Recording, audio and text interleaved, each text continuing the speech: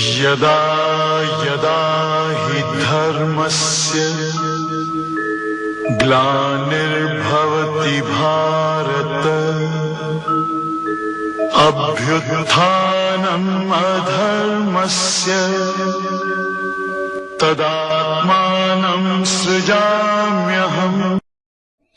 ये कान बंद करके, आंखें बंद करके ये जो कुछ भी धुन वगैरह सुनते, ये काल की धुन है, ये काल की भूल भुलैया है। इस काल भगवान ने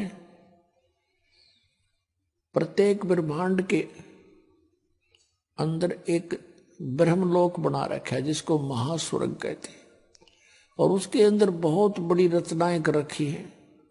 वहां के रहने वालों को भी उस पूरे ब्रह्मलोक की जानकारी नहीं हो पाती।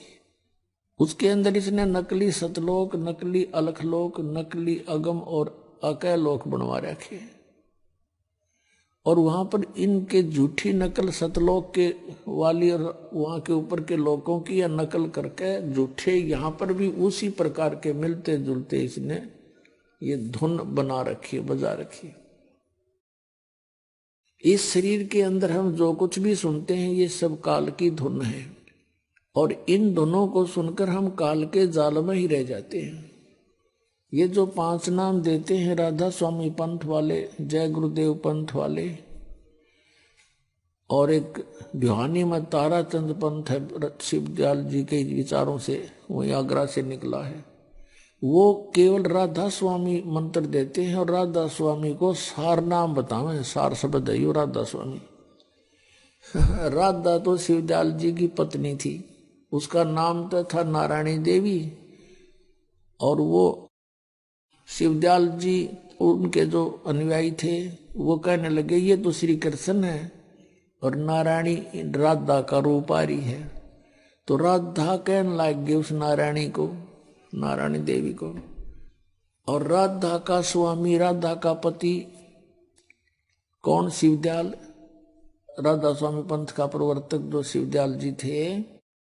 जब राधा स्वामी का अर्थ है शिवदयाल, जैसे भगवान शंकर की पत्नी उमा जी हैं, और कई बार कहते हैं उमा स्वामी से जब देवता मिले, उमा स्वामी, उमा स्वामी कौन? उमा का पति, उमा का पति मीन्स भगवान शंकर से मिले देवता, तो उमा स्वामी का अर्थ अंडरस्टूड है शिव जी।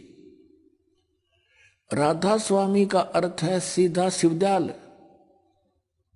तो ये ताराचंद वाला ग्रुप जनोद भिवानी में हरियाणा का, वो कहता मैंने सबसे बढ़िया खोज करके मंत्र दे रखा है, राधा स्वामी सार शब्द है, इसका जाप करो। वो शिवदयाल की भक्ति कराओ सिद्धाई, और वो शिवदयाल बन रहा भूत, बुक्की में बोला अपनी शिष्या में। तो ये काल ने ऐसे भ्रमित कर दिया और इनका जीवन नष्ट करवा दिया करोड़ों पुण्यात्माओं का। तो पुण्यात्माओं, इस सतनाम से जीव का मोक्ष होगा जो 2 अक्षर का है। और ये पूरा ग्रुप धन धन सतगुरु, जय गुरुदेव, धन धन सतगुरु, सच्चा सौदा सिरसा वाले, ये सारे शिवदयाल जी के चेले हैं। उन्हीं के विचारों से निकला हुआ ये पंथ, अलग अलग नाम रख लिए इनने। सच्चा सौदा सिरसा वाले 3 नाम देने लगे, इनको किसी ने टोक दिया कि 5 नाम तक काल के हैं।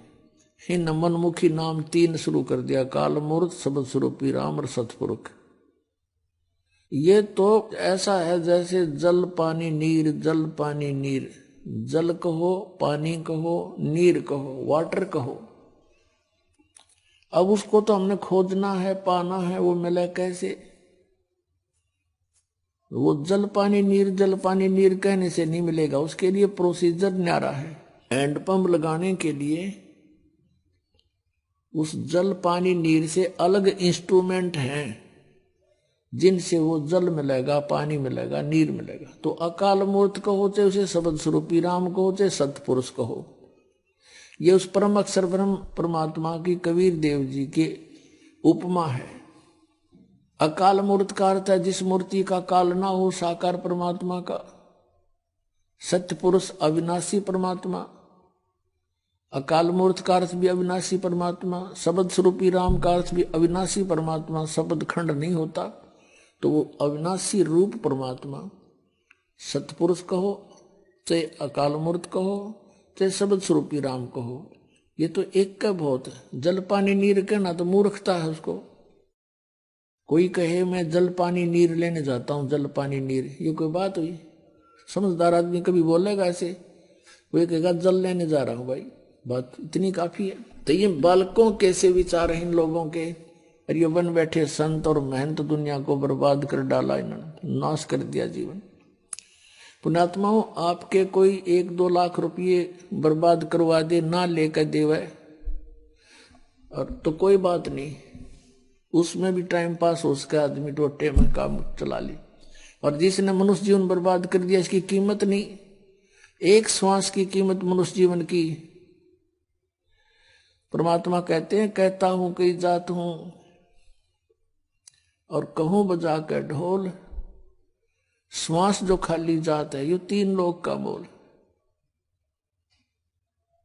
बताओ, एक श्वास की कीमत, श्वास वो श्वास की 3 लोक। और परमात्मा ने जब इसके साथ सिमरण करें तो इसकी कीमत है बहुत घनी। सतनाम जोड़कर समरण करें, इसकी कीमत का अंत है नहीं, कितनी वैल्यू है इसकी।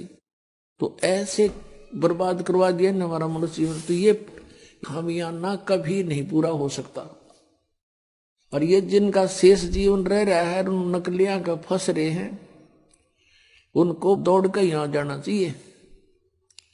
अपना नाम लेकर ये पूर्ति कर सकते हैं, क्योंकि एक का सिमरण का बहुत लाभ मिल जाता आपको।